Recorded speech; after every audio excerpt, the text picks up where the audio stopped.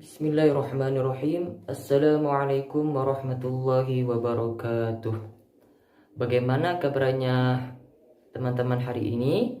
Alhamdulillah, luar biasa. SD Nurul Faiza, semangat. Yes, yes, yes. Alhamdulillahirrabbilalamin, kita masih diberi kesehatan dan kesempatan oleh Allah Subhanahu wa taala untuk mengikuti MOS pada hari ini. Dan semoga pada hari ini diberikan ilmu yang bermanfaat dan barokah, amin ya rabbal alamin. Tadi kenapa Ustadz mengucapkan Assalamualaikum warahmatullahi wabarakatuh dengan lengkap? Kenapa tidak hanya dengan Assalamualaikum atau Assalamualaikum warahmatullah?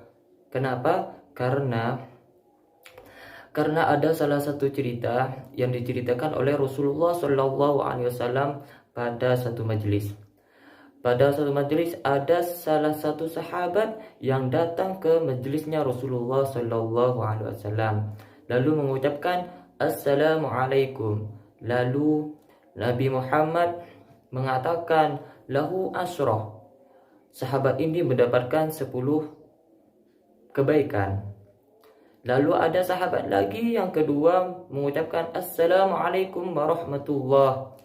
Lalu Rasulullah mengatakan pada sahabat ini lahu isyrun, bahwasanya sahabat ini mendapatkan 20 kebaikan. Lalu ada sahabat lagi yang datang dengan mengucapkan Assalamualaikum warahmatullahi wabarakatuh. Lalu Rasulullah mengatakan kepada sahabat ini lahu thalathun, bahwasanya sahabat ini mendapatkan 30 kebaikan. Jadi itu alasan Ustadz mengucapkan Assalamualaikum warahmatullahi wabarakatuh dengan lengkap, karena semakin lengkap maka semakin banyak pahala kita, gitu ya teman-teman ya. Baik, sekarang kita belajar tentang, ada yang tahu? Masih belum tahu ya. Sekarang kita belajar tentang ikhlas dan riya. Ada yang tahu tentang ada yang tahu ikhlas itu apa? Atau ada yang tahu juga riya itu apa? Masih belum tahu? Baik teman-teman, kalau masih belum tahu, Ustadz akan saya jelaskan kepada teman-teman ya. Ikhlas ini ya teman-teman ya, merupakan salah satu sikap yang menjadi niat hanya untuk Allah Subhanahu wa taala dalam melakukan amalan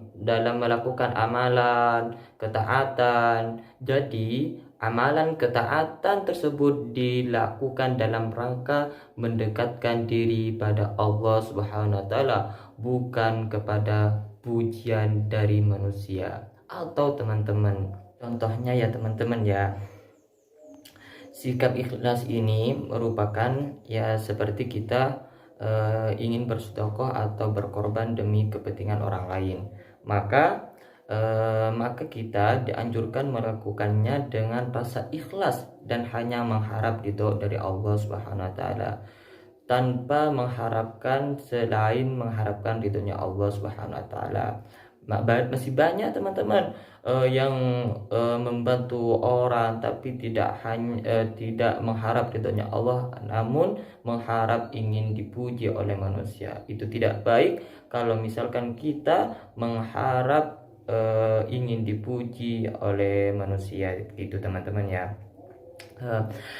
Para ulama membagikan ikhlas ini ada 3 tingkatan teman-teman. Yang pertama itu ikhlas ahwas al-hawas, yang artinya hanya mengharap ridho Allah Subhanahu wa taala. Misalkan ya teman-teman ya, Ustadz sholat fardu, jadi niatnya Ustadz ini hanya ridho atau mengharapkan ridhonya Allah Subhanahu wa taala, hanya seperti itu teman-teman.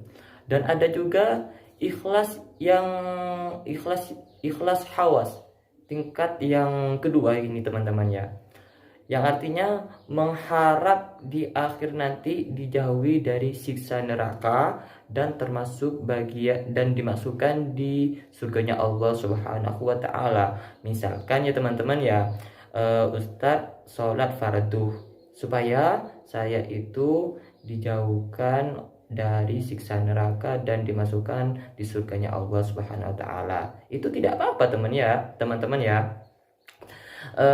Dan yang ketiga, tingkat yang ketiga yaitu ikhlas awas, yang artinya mengharap diberi bagian duniawi. Misalkan Ustadz ini sholat kayak seperti sholat duha, ingin supaya saya itu diberikan rezeki yang lebih banyak dan lebih barokah gitu teman-teman ya. Nah, kita membahas tentang riya. Tadi kan sudah kita bahas tentang ikhlas. Sekarang kita membahas tentang riya ya teman-teman ya. Riya ini merupakan salah satu perbuatan yang dibenci oleh Allah Subhanahu wa taala. Riya termasuk golongan perbuatan tercela dalam Islam teman-teman ya. Diperhatikan ya teman-teman ya.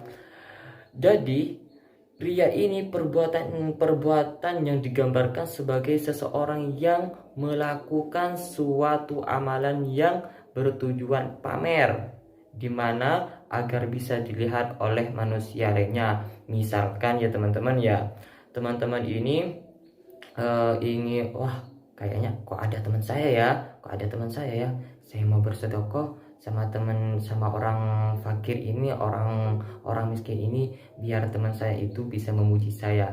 Itu yang dinamakan riya ya teman-teman ya. Jadi itu tidak boleh dan harus jauhi niat kayak seperti itu ya teman-teman ya. Tanda-tanda riya itu ya ada 3 juga ya teman-teman ya. Yang pertama itu malas beramal jika bersendirian. Dan yang kedua, rajin beramal jika dalam ramai-ramai teman-teman. Kalau tidak ramai-ramai, orang tersebut ini males, takut gak kelihatan sama orang gitu ya teman-teman ya. Dan yang ketiga, menambah amalan jika dipuji dan menguranginya jika dicela gitu ya teman-teman ya. Dipahami ya teman-teman ya. Ada satu kisah yaitu Zubaidah. Zubaidah ini adalah salah satu ratu yang kaya dan rajin beribadah teman-teman. Sampai semua keluarganya, sampai sepupu, terus sampai sahabat yang dekat sama Zubaidah ini diberangkatkan haji dari Zubaidah gitu ya teman-teman. Lalu Zubaidah ini meninggal dan dikira oleh masyarakat dan tetangga Zubaidah ini bahwasanya Zubaidah ini pasti masuk surga. Lalu ada salah satu sahabat didatangi sepupunya ya teman-teman ya. Sepupunya Zubaidah ini didatangi mimpi oleh Zubaidah. Lalu Zubaidah ini mengatakan bahwasanya saya bersedekah waktu saya ada di dunia itu cuma. Terus sepupunya ini bertanya lagi, kenapa Zubaidah? Kenapa kok bisa seperti itu? Bukannya di waktu dunia kamu selalu bersedekah kepada orang lain sampai keluarga dan sahabatnya diberangkatkan haji. Ya memang saya waktu di dunia sering berbuat baik, namun di balik itu saya ingin disanjung oleh manusia, pengen diingat oleh manusia. Itulah kesalahan saya, tidak hanya mengharapkan ridhonya Allah Subhanahu wa taala. Jadi dari sekarang kita harus benar-benar mengambil hikmah dari kisah Zubaidah ini, bahwasanya ketika kita melakukan perbuatan yang baik, maka kita hanya mengharap ridhonya Allah Subhanahu wa taala, tidak perlu untuk dipuji oleh manusia ya teman-teman ya.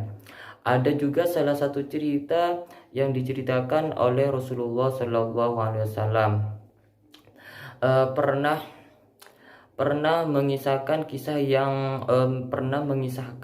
kisah orang yang ingin bersedekah tiga kali salah teman-teman. Yang pertama, dia berdoa kepada Allah, ya Allah, malam ini saya pengen sedekah dan tunjukkan seseorang yang membutuhkan sedekah saya. Lalu dia keluar dari rumahnya. Pas dia keluar dari rumahnya, dia menemukan seorang laki-laki. Dia katakan, ini adalah sedekah untukmu. Lalu dia kasih uangnya, hartanya untuk laki-laki tersebut. Besok paginya tiba-tiba dari orang di sekitar kampung itu gempar mengatakan bahwa semalam itu ada seorang pencuri dapat sedekah, sehingga laki-laki yang bersedekah ini merasa kalau dia itu salah bersedekah kepada pencuri. Dia sedih seharian teman-teman, nangis gitu ya teman-teman ya. Terus malam keduanya dia berdoa lagi kepada Allah. Ya Allah, malam ini saya pengen sedekah, tunjukkan seseorang yang membutuhkan sedekah saya. Lalu dia keluar dari rumahnya. Pas dia keluar dari rumahnya, dia menemukan seseorang perempuan. Lalu memberikan sedekahnya kepada si perempuan. Setelah itu teman-teman ya, besok paginya tiba-tiba dari orang di sekitar kampungnya itu mengatakan bahwasanya tadi malam seorang perempuan pelacur mendapatkan sedekah. Lalu seorang laki-laki ini sedih lagi, lalu berdoa lagi kepada Allah, ya Allah, berikanlah malam ini dan tunjukkanlah kepada saya untuk bersedekah kepada orang.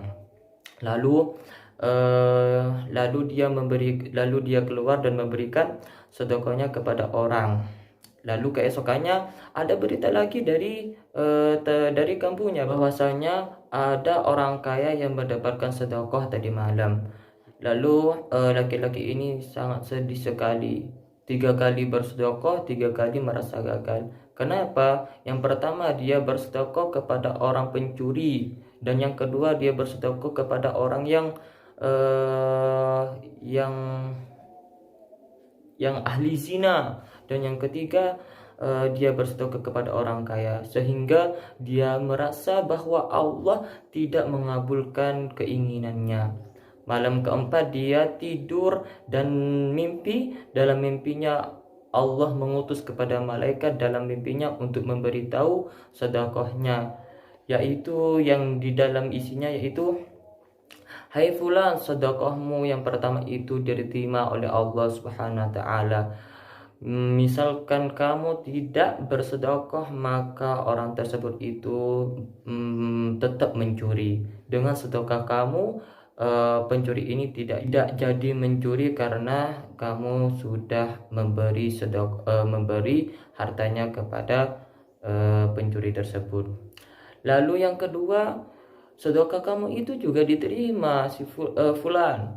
Karena kenapa? Karena kamu bersedekah kepada perempuan ini, dia tidak jadi untuk pergi lagi. Lalu yang ketiga, si fulan, sedekah kamu itu diterima oleh Allah Subhanahu wa taala karena atas sedekahnya kamu, orang kaya ini keesokannya langsung merendahkan diri yang awalnya kikir atau pelit. Dengan kamu bersedekah, dia itu langsung bersedekah juga kepada orang lain gitu. Jadi inilah keberkahan dari niat yang baik. Ini adalah penjelasan dari hadis innamal a'malu binniyat, bahwa amal itu tergantung dari niat. Jadi setiap kita melakukan tergantung dari niat kita ya teman-teman ya. Kalau niat kita itu baik, maka kita akan mendapatkan pahala yang lebih besar daripada itu gitu ya teman-teman ya. Jadi mulai sekarang kita harus berubah niat kita yang awalnya ingin dipuji, ingin dibaca oleh manusia atau tetangganya, pengen dipuji oleh tetangganya. Sekarang kita ubah, satukan niat kita hanya ridho, mengharapkan ridhonya Allah Subhanahu wa taala ya teman-teman ya. Itu saja yang dapat saya sampaikan, kurang lebihnya mohon maaf. Kita tutup dengan doa kafaratul majlis bareng-bareng. Bismillahirrahmanirrahim. Subhanakallahumma wa bihamdika asyhadu an la ilaha illa anta astaghfiruka wa atubu ilaik. Walhamdulillahirabbil alamin. Wassalamualaikum warahmatullahi wabarakatuh.